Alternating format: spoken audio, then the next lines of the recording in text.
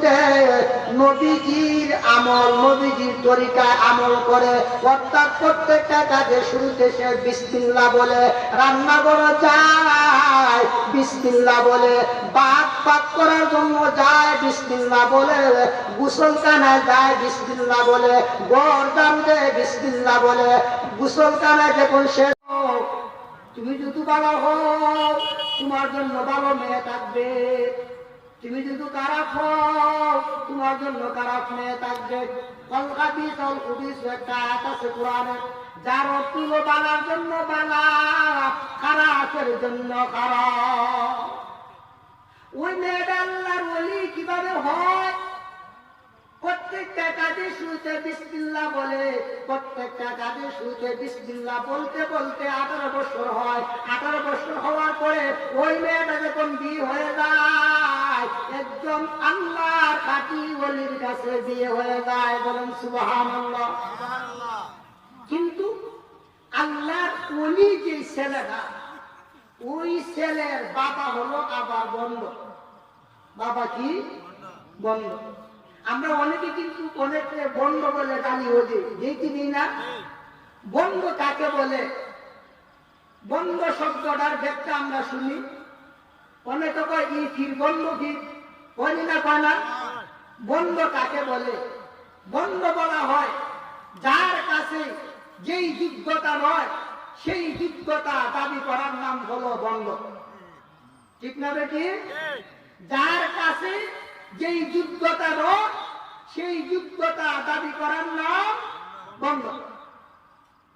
আমার কাছে ডাক্তারি যোগ্যতা নয়, আমি যদি ডাক্তার বলে দাবি করি তাহলে আমি কি ডাক্তার? বন্ধ ডাক্তার। আমি বিশ্বাস নয়, আমি যদি বিশ্বাস দাবি করি তাহলে আমি কি দিই? শরীয়ত মানে না, তরিকত মানে না, হাকিগত মানে না। আমি মারিফত পাইছি, ওয়ানও করে না, টুও করে না, থ্রিও করে না। আমি হলো চতুর্থ শ্রেণীর ছাত্র, পৌরের ছাত্র। যে মানুষ, যে ছাত্রটা প্রথম শ্রেণী পড়লো না, দ্বিতীয় শ্রেণী পড়লো না, তৃতীয় শ্রেণী পড়লো না, সে কি চতুর্থ শ্রেণীর ছাত্র? যে শরীয়ত মানে না, তরিকত মানে না, হাকিকত মানে না, যে কয় আমি মারিফত পাইছি, এগুলো বন্ধ ভিড়। ঠিক না বেটি? এই বন্ধ ভিড়ের কাছে আল্লাহর একজন ওলি সন্তান জন্ম হয়েছে। অনেক ক্ষেত্রে দেখবেন সে কিন্তু আলেম নয়, কিন্তু তার বড় আলেম হয়নি না। অনেক ক্ষেত্রে দেখবেন আলেমের গোড়া বা শয়তান হয়। এটার ব্যাখ্যাও বলবো ইনশাআল্লাহ সময় পাইলে। ওই যখন বিয়ে হয়ে যায়, ওই ছেলে এবং মেয়ে যখন সংসার শুরু হয়ে যায়, যেইভাবে মেয়েটায় নিজের বাপের বাড়ির থাকা অবস্থায় প্রত্যেকটা কাজে শুরুতে বিসমিল্লাহ বলতো, রান্না করা যায় বিসমিল্লাহ বলে, ঘর ঝাড়ু দেয় বিসমিল্লাহ বলে, প্রত্যেকটা কাজে শুরুতে বিসমিল্লাহ বলে। ওই মেয়েটা যখন শ্বশুর বাড়িতে যায়, আল্লাহ ওলি ছেলের কাছে বিয়ে হওয়ার পরে কার বাড়িতে যায়? শ্বশুর বাড়িতে যায়। শ্বশুর বাড়িতে যাওয়ার পরে ওই মেয়েটা প্রত্যেকটা কাজে শুরুতে বিসমিল্লাহ দ্বারা কাজ শুরু করে। শ্বশুর বাড়ি যাওয়ার পরে শ্বশুর বাড়িতে তো কাজ আছে, রান্না করে যায় বিসমিল্লাহ বলে, কাপড় ধোয় বিসমিল্লাহ বলে, ঘর ঝাড়ু দেয় বিসমিল্লাহ বলে, জামা পরিধান করে বিসমিল্লাহ বলে। অর্থাৎ প্রত্যেকটা কাজের শুরুতে নবীজির হাদিসের উপর আমল করে। কুল্লু আমরিন জিবালিন লাম ইউবদা বিইসমিল্লাহি ফাহুয়া আফতার। ওই নবীজির হাদিসের উপর সে আমল করতে থাকে। কিন্তু শ্বশুর আব্বা হলো বন্ধ, শ্বশুর আব্বার বন্ধ, ওই নবীজির তরিকা ভালো লাগে না। তখন ডাকতে বলে, আমার বৌমা গো, তুমি নবীজির তরিকা ছাড়া দাও, নবীজির তরিকা বিসমিল্লাহ বলবে না, তুমি বলবা গাউসে আজম মাসবান্দারি। সবাই নাউজুবিল্লাহ বলেন না? আপনারা বলেন গাউসে আজম মাসবান্দারি বড় না নবীজি বড়? ওই নবীজির হাদিস মেয়েটা মানে বন্য হিসাবে বাবাটা সৃষ্টি করে কই মা ও আমার বৌমা গো, আপনি কোনদিন বিসমিল্লাহ বলে কাজ শুরু করিও না, আপনি বলবেন গাউসে আজম নাথ ভান্ডারী। তখন বৌমা রাত্রিবেলা যখন তার স্বামী চলে আসে, তার স্বামী বন্ধুর ছেলে, সেগুলো আবার আল্লাহর ওলি সরানো শুনি, ও আল্লাহর ওলি যখন রাত্রিবেলা স্ত্রীর কাছে আসে, স্ত্রী ডাক দেওয়ার আমার প্রাণের স্বামী গো, আপনার আব্বা বলতেছেন আমি নাকি বিসমিল্লাহির রহমানির রহিম বলে কাজ শুরু করতাম না, আমি নাকি বিসমিল্লাহ বলতাম না, আমি শুধু বলবো গাউসে আজম মাসবান্দানি, গাউসে আজম মাসবান্দানি। তখন পানের স্বামী ডাকটা বলে ও আমার পানের স্ত্রী গো, আমার আব্বা হলো বন্ধ, আমার আব্বার কথা আপনি আমল করবেন না। কারণ ছেলে বাবা সম্পর্কে জানেন না, জানে না। তখন ওই স্ত্রীর একটু সাহস পাবো, তখন সে বাবার কথা না মানে ওই স্বামীকে বলছিল প্রত্যেকটা কাজের শুরুতে বিসমিল্লাহ বলার জন্য, ওই স্বামীর কথা সে আমল করতে শুরু করলো। এখন বন্ধ শুনলে আরো জ্বালা লাগছে, আমি বললাম গাউসে আজম, সে বলে বিসমিল্লাহ। এখন ওই মেয়েকে গোপ থেকে কিভাবে বিদায় করা যায় এই সিদ্ধান্ত তার মাথার ভিতরে হুকুম ধরছে। কি ধরছে? কিভাবে ঘর থেকে বিদায় করা যায়, কারণ মেয়েকে যদি ঘর থেকে বিদায় না করা হয়, বৌমাকে যদি ঘর থেকে বিদায় না করা হয়, তাহলে ঘরের ভিতরে বন্ডামি চলবে। কিছু বন্ডামি তারা করে, তারা বাজনা দিয়ে আমি আপনাদেরকে বুঝাই, তফসিল নাই। ওই যে বন্ধ বলতে বাধা একটা এদিকিটা কর্তা, এদিকিটা আর একটা এমনিতে দাম দেয় হারমোনি, আর একটা এমনিতে ডুল। দেখবেন এগুলাই কি কয়, কর্তালে কয় দুদক দুদক দুদক দুদক দুদক দুদক দুদক দুদক দুদক, হারমোনি কয় কে কে কে কে কে কে কে কে, দুদক কে কে দুদক কে কে। এরপর একটা সমাপ্ত দেয়, এটা কয় অক্কলই অক্কলই অক্কলই অক্কলই। দুধটা কয় কর্তারা কয় দুধক দুধক, সবাই দুধক নয়। এরপরে কয় কে কে কে কে, ও কর্তাল তুমি দেখো দুধক দুধক, দুধক কেদা কেদা, দুধক কেদা কেদা। এরপর একটা সমাপ্ত দেয়, এটার নাম হলো ডুল। এটা কয় অক্কলই অক্কলই অক্কলই অক্কলই। অর্থাৎ যারা গান বাজনা করে তারা হক্কলই, গান বাজনা যারা করে না তারা না। যারা গান বাজনা করে তারা দুদক যাবে, বাজনায় বলে ওরা কানের ভাই গান বাজনা করে নবীর তরিকা না।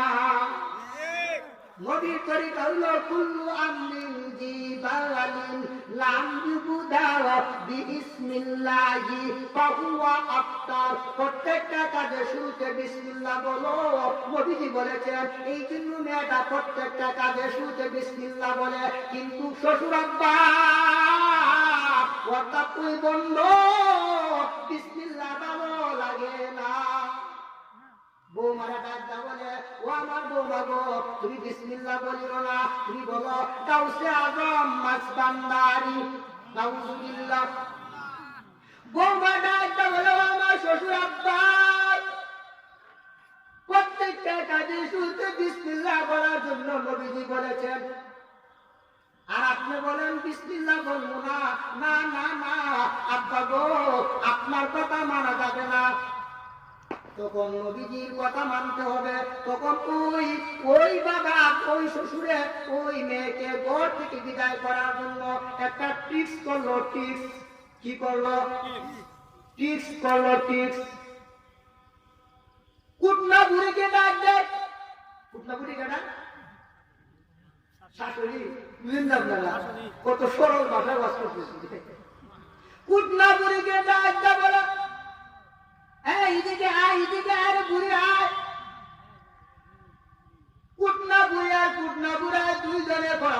করলো। পরামর্শ করে তারা সিদ্ধান্ত করলো যদি ওই মেয়েকে ঘর থেকে বিদায় না করি তাহলে ঘরের ভিতরে ওই যে এইটা চলতো না, বন্ধামি চলবে না, এই গান বাজনা চলবে না, আমাদের বুঝিও হবে না, ঠিক না ঠিক? হ্যাঁ, তখন কুটনা বুড়ি বলো কি করা যায়? কয়েক কাজ কর, ওই যে পাশে বাদি আছে সাদের খেলা খেলা বাদিয়ার, ওই বাদিয়ার কাছ থেকে একটা সাপ আনতে হবে, ওইটি ভালো হবে। তখন কুটনা বুড়া গেল বাদিয়ার দ্বার, বাদিয়ারে তুই এমন একটা আগাবো সাপ দে, এমন একটা সাপ দিবে যে সাপের মাঝে হাত লাগার সাথে সাথে নেস মারা দুনিয়ার থেকে মানুষকে বিদায় করে দেয়। এটার নাম হলো টিক্স। কি এই বাদিয়া আগাবো সাপ কিতাবের মধ্যে উল্লেখ করেছেন। আগাগর সাপটা একটা নতুন পাতিলের মধ্যে উল্লেখ করেছে, নতুন একটা পাতিল, পাতিলের মাঝে এইভাবে একটা কাগজ দিয়ে আবার পাতিলের মুখটা বেষ্টন করছে। বেষ্টন করার পরে গাছটা বলবো, বেষ্টন করার পরে ও আমার বৌমা গো, আমি তোমার জন্য একটা গলার হার এনেছি, এই গলার হারটা পরিধান করো। আপনারা বলুন তো দেখি, ওই গলার হারটা আনছে না আবার বসা আনছে? কথা বুঝেননি? বৌমারে যখন হাতটা বলে, বৌমা যখন নতুন পাতিলটা আনার পরে বৌমাকে যখন হাতের মাঝে দেয়, শ্বশুরা পায় আর বলে বৌমা গো তোমার জন্য একটা গলার হার এনেছি। আপনারা বলুন, গলার হার কি নতুন পাতিল ঘুরে আনতে হয়? হ্যাঁ, গলার হার নতুন পাতিল লাগে না। তখন গলার হার যখন নতুন পাতিলে করে আনলো, তখন বৌমায় ওই গলার হারটা নেওয়ার জন্য, নতুন পাতিলটা শ্বশুর আব্বার কাছ থেকে নেওয়ার জন্য ওই প্রথম কাজ শুরু করলো, বিসমিল্লাহির রহমানির রহিম। আপনারা বলেন বিসমিল্লাহির রহমানির রহিম। একটা আমলের ওয়াজ আজকে মানেন, ওয়াজ সারা জীবনে শুনবেন। ওই মেয়েটা যখন নতুন বাতিল হাতের মধ্যে আনে তখন কি বলছে? আমাদের করণীয় হলো প্রত্যেকটা কাজের শুরুতে বিসমিল্লাহ বলা, বলবেন ইনশাআল্লাহ। ওই নতুন বাতিলটা যখন বিসমিল্লাহ বলে হাতের মাঝে আনে, হাতের মাঝে আনার পরে রান্না করে নিতে শিক্ষায় আমাদের এলাকাকে শিক্ষায়, হ্যাঁ, ও নতুন বাতিলটা রান্না করে শিক্ষার মাঝে রাত্রের বেলা কয়, রাত্রের বেলা দেওয়ার পরে রাত্রে যখন 3টা বাজে তখন একটা নামাজ আছে, তার নাম তাহাজ্জুদের নামাজ। আসেনি না? আসে না? ও আমার পর্দা নিশির মা বোন, তাহাজ্জুদের নামাজ করলে কি মাত্র হয় না। যারা তাহাজ্জুদের নামাজ পড়ে তার জন্য ক্লিপ মানার প্রয়োজন নেই। তাহাজ্জুদ যারা পড়বে আল্লাহর খালেস নূর তাদের মুখের মাঝে দান করা হয়। রাত্রে বেলায় দেখুন তাহাজ্জুদের নামাজ পড়ার জন্য আল্লাহর দরবারে উঠে, উঠার পরে যখন নামাজ শেষ করে, নামাজ শেষ করার পরে আল্লাহর দরবারে দোয়া করতেছে মেয়েটা, রব্বানা যালামনা আনফুসানা ওয়া ইল্লাম তাগফির লানা ওয়া তারহামনা লানাকুনান্না মিনাল খাসিরিন।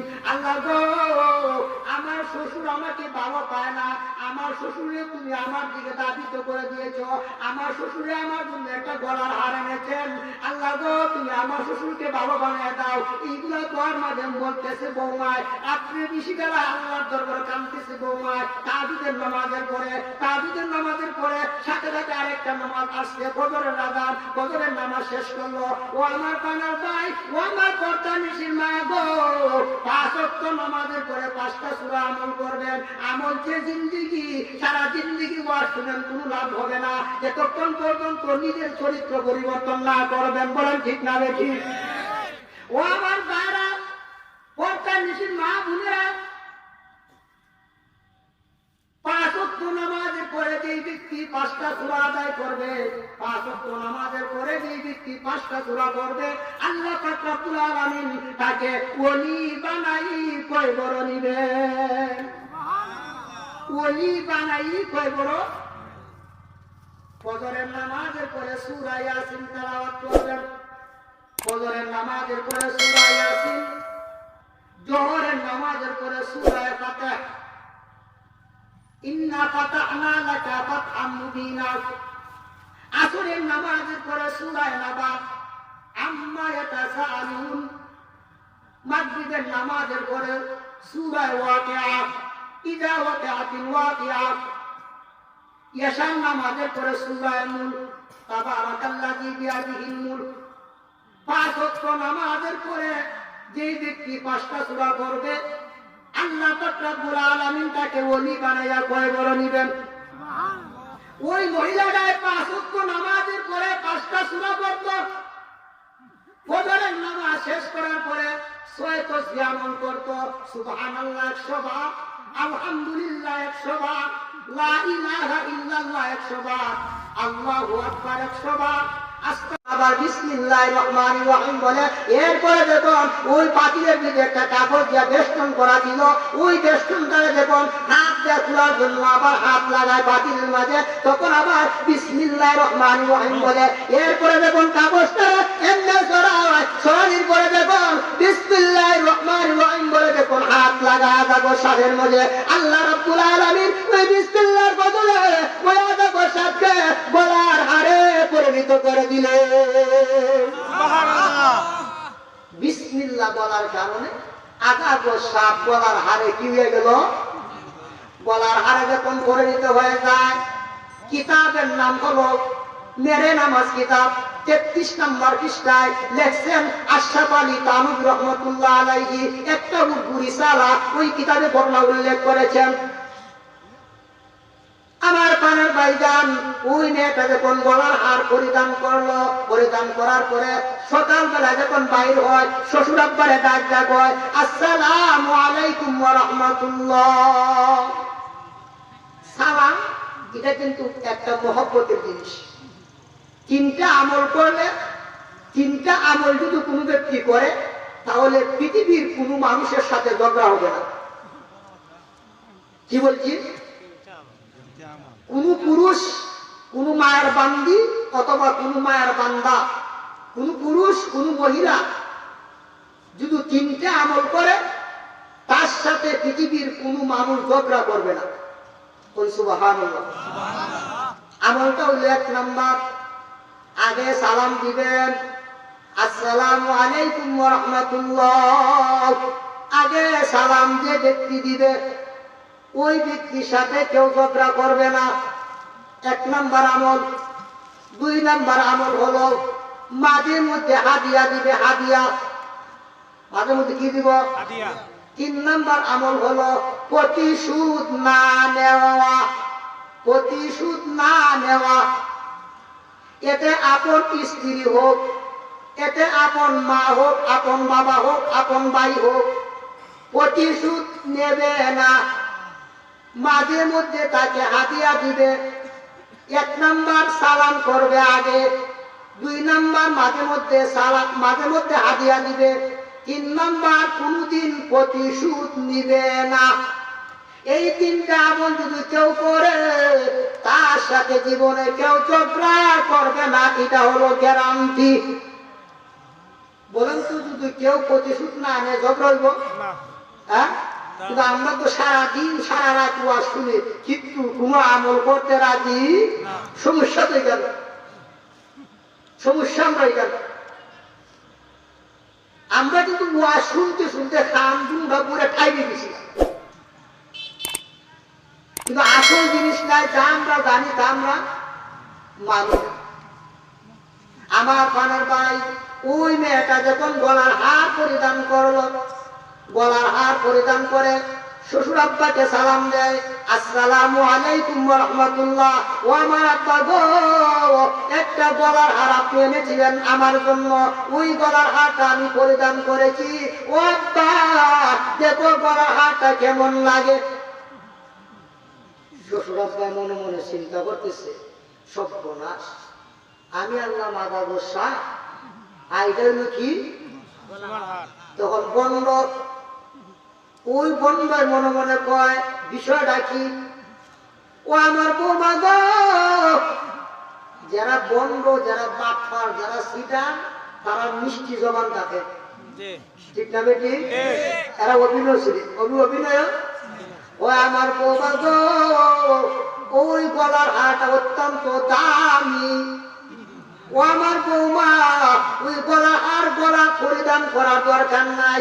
যেই সময় তুমি তোমার বাপের বাড়ি যাইবা, ওই সময় গলার হার পরিধান করবা। এই মুহূর্তে গলার হারটা আমার টান দাও, আমি গলার হারটা সুন্দর করে থামাইয়া কই। যারা আল্লাহ ওয়ালা, যারা বুজুর্গ, তারার ভিতর তাকে একদম সরল প্রেস, ঠিক না বেটি? এই মেয়েটা হওয়ার সাথে সাথে শ্বশুর আব্বার হাতও ওই গলার হাতটা খুলে দিলায়।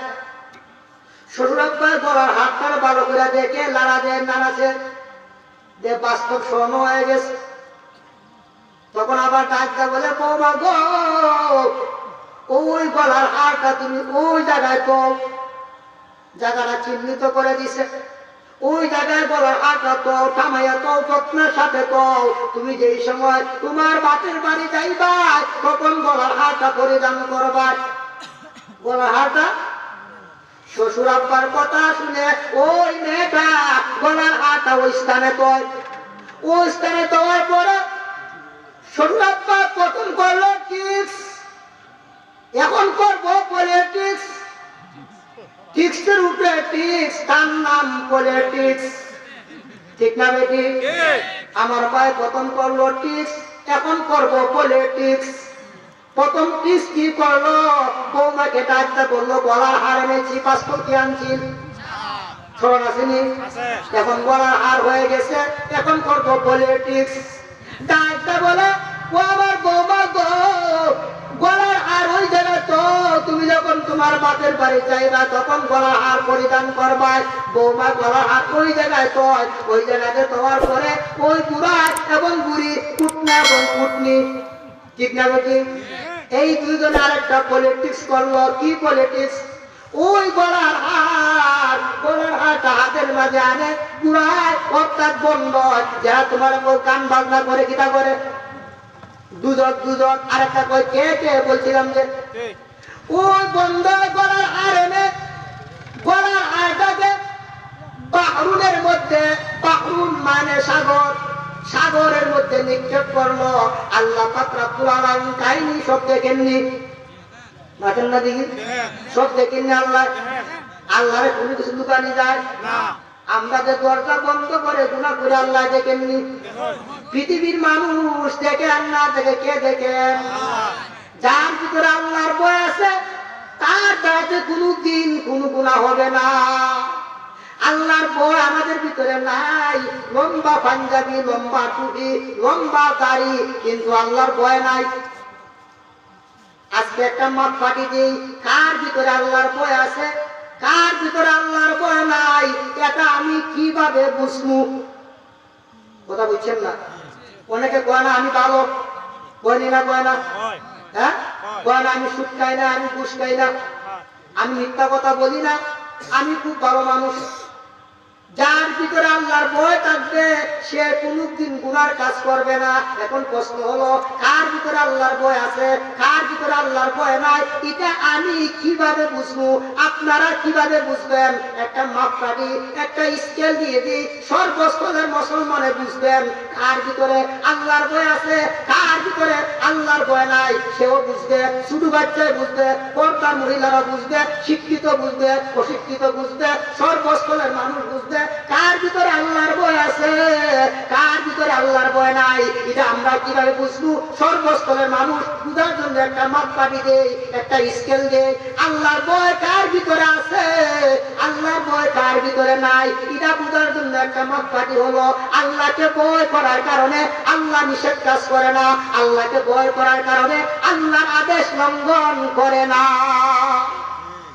আল্লাহকে ভয় করার কারণে আল্লাহ নিষেধ কাজ করে না, আল্লাহকে ভয় করার কারণে আল্লাহ যে আদেশ আছে তা লঙ্ঘন করতে পারে না। ওই দুইটা গুণ যার ভিতরে আছে, তার ভিতরে আল্লাহর ভয় আছে। অর্থাৎ আল্লাহকে ভয় করার কারণে সে বেপরতা চলে না, আল্লাহকে ভয় করার কারণে মিথ্যা কথা বলে না, আল্লাহকে ভয় করার কারণে সুদ খায় না, আল্লাহকে ভয় করার কারণে, ঘুষ খায় না আল্লাহকে ভয় করার কারণে, যত অপরাধ আছে যা নিষেধ, সমস্ত নিষেধ সে মেনে চলে, তাহলে তার ভিতরে আল্লাহর ভয় আছে। ঠিক তেমনিভাবে আল্লাহকে ভয় করার কারণে আল্লাহ যত আদেশ, যেমন নামাজ পড়া, আল্লাহ আদেশ না, আল্লাহ আদেশ করতে নামাজ পড়া করে, সে নামাজ ছাড়তে পারে না। আল্লাহকে ভয় করার কারণে সে নামাজ ছাড়তে পারে না। অর্থাৎ আদেশ এবং নিষেধ দুটোটা যে ব্যক্তি মানে, তার ভিতরে আল্লাহর ভয় আছে।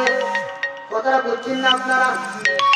এখন ওই মহিলাটার ভিতরে আল্লাহর ভয় আছে, আল্লাহর ভয় নিয়ে সে আল্লাহর দরবারে কান্নাকাটি করে, ওই নামাজ পড়ে, নামাজের বরকতে, বিসমিল্লাহর বরকতে গলার হার হইল আধা গোসা, এরপরে গলার হার ঘরে তোমার থেকে শ্বশুর আব্বা আনে, গলার হারটা আনে হাতের ভিতরে, শ্বশুর আব্বা আনার পরে গলার হার থেকে আনার পরে ওই গলার হারটাকে বাথরুমের মধ্যে পালাই দেয়। বাথরুম মানে সাগর, সাগরের মধ্যে পালায়। আল্লাহ পাক রব্বুল আলামিন তাকে রইছেন, ওই কাহিনীগুলা দেখতেছেন। কাহিনী দেখার পরে আল্লাহ পাক রব্বুল আলামিন জিবরাইল আমিনকে ডাকতে বলেন, ও আমার জিবরাইল আমিন রে, যাও ওই সাগরের বড় মাছটারে যা বলো আ করার জন্য।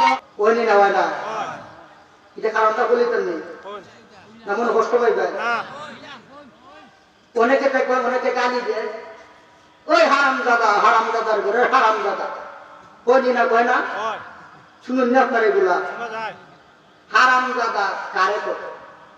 প্রশ্ন, উত্তর হইল, হারাম খাওয়ার পরে যে সন্তান জন্ম হয়, ওই সন্তানের নাম হইল হারামজাদা। কথা বুঝিছে না? হারাম মুরব্বিয়াতা যারা সুদ, মুরব্বিয়াতা করে যারা টাকা খায়, এটা হালাল না হারাম? আপনাদের এলাকার মুরব্বীরা আমার বলতে দিয়ে না, আমি তুমি কেউ কি করি না। যারা মুরব্বিয়াতা করে, ব্রেন দিছে আল্লাহ, এই ব্রেনের শুকুর আদায় করার জন্য মুরব্বিয়াতা করে। যারা মুরব্বিয়াতার বিনিময়ে টাকা লয়, এটা হালাল না হারাম? সুদ খাওয়া হালাল না হারাম? মিথ্যা কথা বলে টাকা রুজি করা হালাল না হারাম? আমি মাটি কাছি, মাটি কাছে 2 কোয়া, আমি নাচছি 5 কোয়া, বাকিটা হালাল না হারাম? এই হারাম খাওয়ার পরে আমার বড় যে সন্তান জন্ম হবে, ওই সন্তানের নাম হলো হারামজাদা।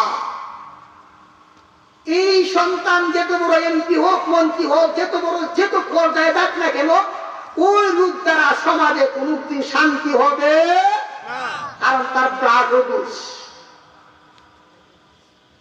ওই গন্ধ সারা জিন্দেগি হারাম খায়, হারাম খাওয়ার পরে তার শরীরের মাঝে এমন দিন নষ্ট হয়েছে, এই টিস পলিটিক্স করেও আল্লাহর সাথে কেউ বাহাদুরি করে পারে?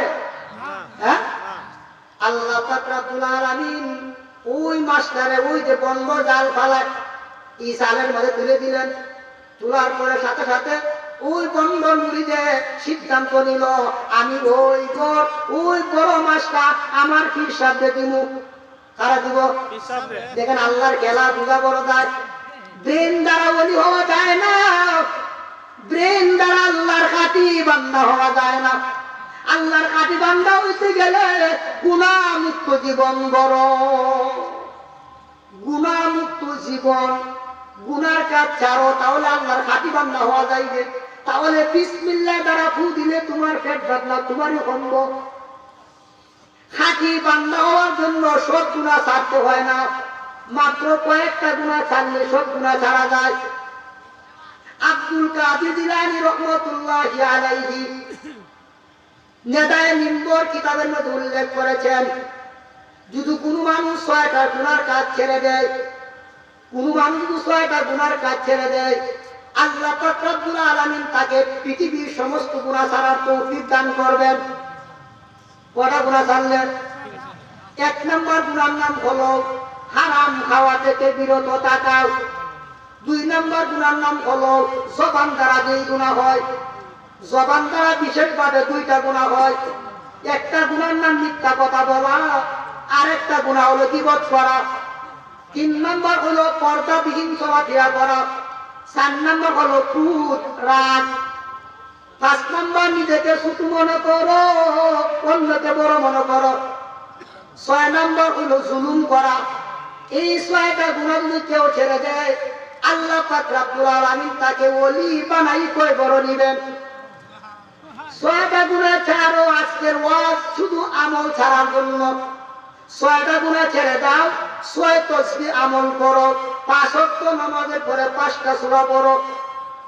এরপর দেখবেন বিসমিল্লাহির রহমানির রহিম। এই বিসমিল্লাহ বলে আপনি যে কোনো কাজ করেন বরকত হবে। কুল্লু আমরিন জিবালিন লাম ইবুদা বিসমিল্লাহি ফাহুয়া আফতার। ওই হাদিসটার উপর নবীজির কথা আমল করছিল মেয়ে। ওই মেয়ে যখন আমল শুরু করার পরে আল্লাহ তার ওলি কিভাবে বানাইলো, করোনার ভিতরে চলে গেছে। আমার পানের ভাইজান, ওই মাসটা বড় আসার আগে সরান আসেনি। ওই মাসটা বড় আসার আগে কুটনা বুড়া আর কুটনা বুড়ি, অর্থাৎ বন্ধু পীর আর বন্ধু পীর সাহেব দুজনে সিদ্ধান্ত করলো, ও আমার বৌমা গো, ও আমার বৌমা, তোমার জন্য যে আমি একটা গলার হার এনেছিলাম, ওই গলার হারটা আমার তো দাও। গলার হার বড় আছে, হয়ে গেছে, মাছের পেটে আছে। কি আল্লাহ সাহায্য করে। বর্তমান জমানায় আমরা অনেক মানুষের দোয়া করলে দোয়া কবুল। এর কারণ দোয়া কবুল হওয়ার জন্য 10টা গুণ অর্জন করতে হয়। কয়টা গুণ? 10টা গুণ অর্জন করতে হয়। 10টার মাঝে আমরা 1 নম্বর গুণই নাই। 1 নম্বর গুণ কিটা? হারাম খাওয়া থেকে বিরত থাকাও, হারাম দেখা থেকে বিরত থাকাও, হারাম বলা থেকে বিরত থাকাও। আপনারা বলুন, হারাম কথা, মিথ্যা কথা, এটা বলা হালাল না হারাম? সুদ দ্বারা অন্য নারীর দিকে তাকানো হালাল না হারাম? সুদ খাওয়া, ঘুষ খাওয়া হালাল না হারাম? আমরা যদি আজকে ওয়াজ থেকে একটা আমল নিতে পারি, জীবনে আর কোনদিন হারাম খাবো না, জীবনে আর কোনদিন মিথ্যা কথা বলবো না, জীবনে আর কোনদিন চক্ষু দ্বারা কোন নারীর দিকে তাকাবো না, তাহলে জীবন ওয়াজ আসা এবং বসা হবে সার্থক। সারা জিন্দগি ওয়াজ শুনেন ভাই, কোনো লাভ হবে না যতক্ষণ পর্যন্ত নিজের মনটারে নিজে না বুঝাইবে। সবচেয়ে বড় ইবাদত নিজের মনকে কন্ট্রোল আনো। সবচেয়ে বড় ইবাদত সমস্ত গুনাহ ছেড়ে দাও। সবচেয়ে বড় ইবাদত, সমস্ত গুনার মধ্যে সবচেয়ে বড় সরকার গুনাহ হলো মিথ্যা কথা। তিরমিজি শরীফের হাদিস, উম্মুল ফুজুর একটা শব্দ আছে। সমস্ত গুনার মা হলো মিথ্যা কথা। উম্মুল ফুজুর, সমস্ত গুনার মা হলো মিথ্যা কথা।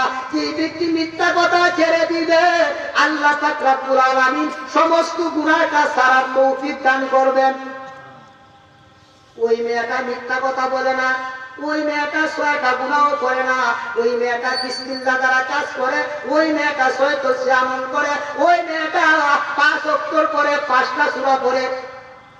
এই মেয়েটা যখন আল্লাহর দরবারে আবার নামাজ পড়ে, সালাতুল হাজত নামাজ, ওই যে গলার হার নাই, কুটনা বুড়া ডাইটা বলে, ও আমার বৌমা গো, তোমার জন্য দে আমি একটা গলার হার এনেছিলাম, গলার হারটা কোথায় দাও? তখন বৌমারে ডাইটা বলে, বৌমা উত্তর দেয়, আব্বাজি গলার হার তুই জায়গায় নাই, কোথায় চলে গেছে আমি জানি না।